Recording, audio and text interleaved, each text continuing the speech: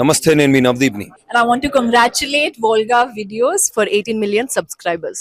మీకున్నటువంటి మంచి ఎక్స్పీరియన్స్ చెప్పండి అంటే షూట్ లొకేషన్లో. ఎందుకంటే మీరు వీళ్ళిద్దరితో పోల్చుకుంటే కొంచెం సీనియర్ మోస్ట్, అటు సీరియల్స్ని చూశారు, ఇటు సినిమాలని చూశారు. అండ్ మీరు ఇందాక అన్నారు స్టార్ట్ చేసేసిన తర్వాత కష్టాలు వచ్చినాయి అని. ఏం కష్టాలు వచ్చినాయి? కృష్ణానగర్ కష్టాలు అలా తలుపుతుంటాయా? చెప్తేనే కదా సార్ మాకు తెలిసేది. ఏమో మీ జర్నీ నుంచి ఇంకొకరు ఇన్స్పిరేషన్గా తీసుకుంటారేమో ఎవరికి తెలుసు.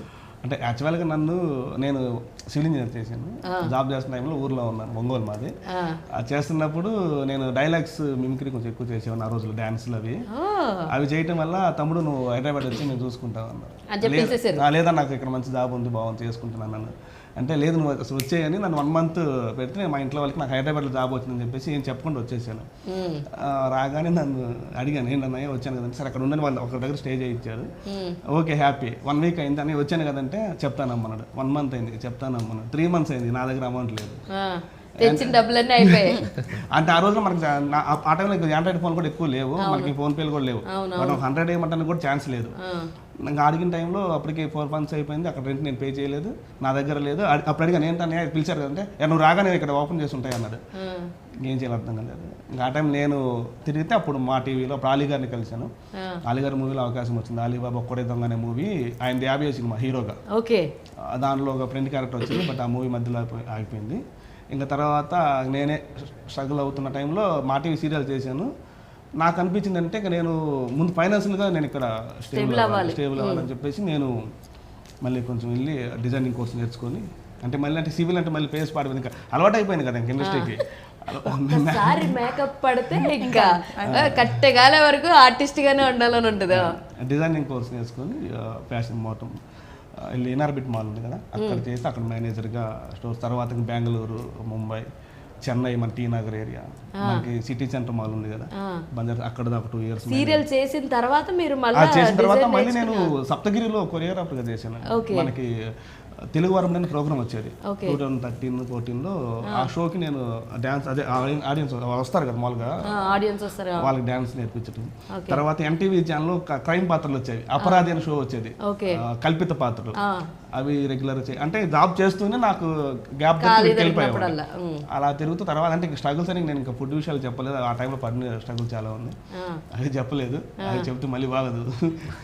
You should express whatever it is there. నేను అందుకే అంటున్నా, చెప్తే అది మేబీ ఇంకొకరు ఇన్స్పిరేషన్. ఎందుకంటే అండి ఇక్కడ చాలా మందిని మనం చూస్తూ ఉంటాం, మీరు డబ్బులు పట్టుకురండి, మేము మిమ్మల్ని హీరో చేసేస్తాము, ప్రొడ్యూసర్ రెడీగా ఉన్నారు, సగం డబ్బులు నువ్వు పెట్టుకోవాలంటారు.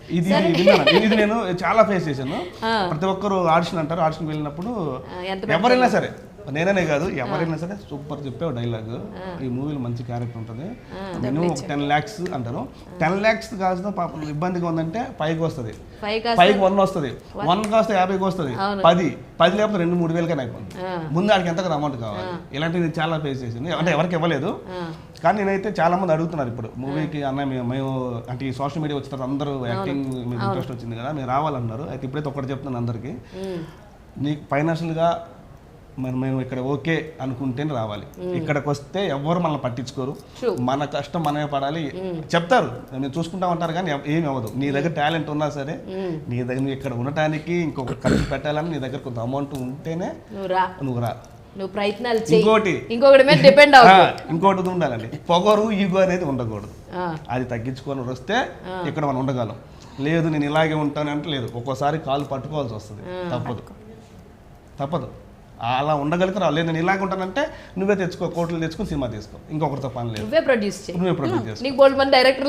అంతే కదా, నువ్వే ఇంకొకరికి ఆపర్చునిటీ ఇచ్చినట్టు. ఇలా అయితేనే రావాలి ఎవరైనా కొత్త వాళ్ళు వస్తే. లేదు నేను ఇక్కడికి వస్తాను చేస్తానంటే అవదమ్మా, నేను ఇక్కడికి వస్తా మా ఊర్లో ఉన్నట్టే ఉంటా అంటే కుదరదు. అంతేనా? లేదు, ఇది ఇండస్ట్రీనే కదండి, ఏ జాబ్కి వెళ్ళినా మనకి ఒకరు శాలరీ పే చేస్తున్నారంటే వాళ్ళ దగ్గర మనం కొంచెం ఒక మాట అనే హక్కు వాళ్ళకి ఉంటుంది.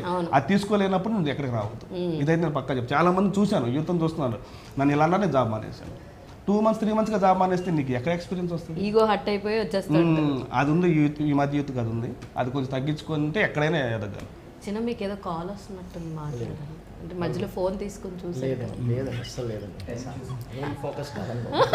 టైం చూస్తే మాకు తెలుసు. యాక్చువల్లీ వాళ్ళ వైఫ్ దగ్గర నుంచి అనుకుంటా, అందుకని మీరు అలా రివీల్ చేస్తారేంటి మ్యారేజ్ ఓ సారీ అయింది చిన్న బాబా ఇప్పుడే చిన్నోడే నన్ను అందరిలో ఇది కట్ చేయండి మేడం ఇది కట్ చేయండి చెయ్యం మేము కట్ చేస్తాం పాపిష్ట్రాలు అని తిడుతున్నాడు కాదు నాకెందుకు వినిపిస్తుంది ఏమన్నా ఇయర్ ఫోన్ ఉందా లిప్ రీడింగ్ నమ్మేవా నువ్వు నేను చెప్తే విన్నావా నువ్వు సార్ యాక్చువల్లీ వీళ్ళలో ఎవరు ఎక్కువ టేక్స్ తీసుకున్నారు సార్ మేడం నిజం చెప్పాలంటే వీళ్ళు ముగ్గురు కూడా మంచి యాక్టర్స్ మేడం చాలా చాలా ముగ్గురు సినిమా చూసిన తర్వాత మీరు ఆడియన్స్ కూడా అనుకుంటారు ముగ్గురు పోటీ పడే యాక్షన్ చేశారు టేక్స్ పరంగా అయితే అసలు నాకు ఇబ్బంది లేదు మేడం వీళ్ళ నుంచి చాలా ఎక్సలెంట్ యాక్టర్స్ వీళ్ళు ముగ్గురు కూడా ఎవరైనా వీళ్ళని కళ్ళు మూసుకొని తీసుకోవచ్చు హాయ్ అండి congratulations to Olga Vidya for 18 million subscribers.